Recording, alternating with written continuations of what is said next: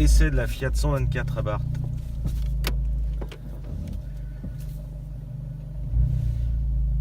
Mode sport, obligatoire.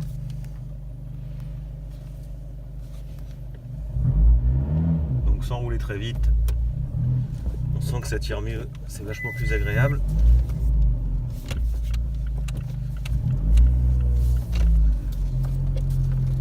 Ce qui est très sympa, c'est le long capot,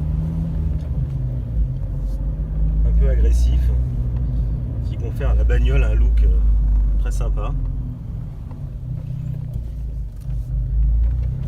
Au niveau du tableau de bord, on a un compte-tours central avec assez peu d'informations, ni trop ni trop peu. C'est un peu le thème de la voiture, du ni trop ni trop peu, ni trop d'électronique, ni trop de fioritures.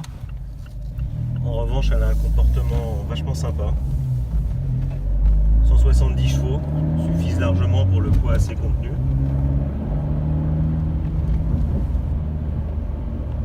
Ça permet de faire des petites accélérations sympas, de sentir l'arrière un petit peu partir, sachant que le contrôle de trajectoire le maîtrise.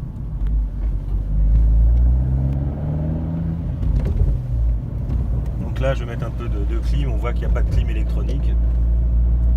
Voilà, c'est vrai que si on reste dans l'esprit des 124 de l'époque, il n'y a pas plein de trucs, c'est pas une voiture de luxe, mais vraiment une voiture très attachante, très sympa.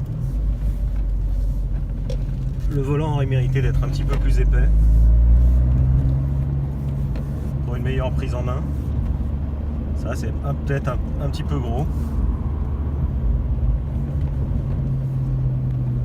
Alors évidemment, ce qui est très sympa, c'est le bruit des pots Abarth qui ont fait la renommée du préparateur. D'ailleurs, il arrive parfois que les gens se retournent quand ils entendent la voiture arriver.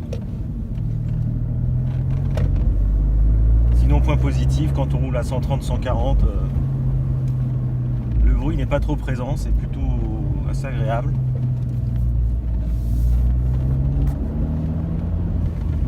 Là, dans la version d'aujourd'hui, c'est une GT, donc avec un hardtop en carbone.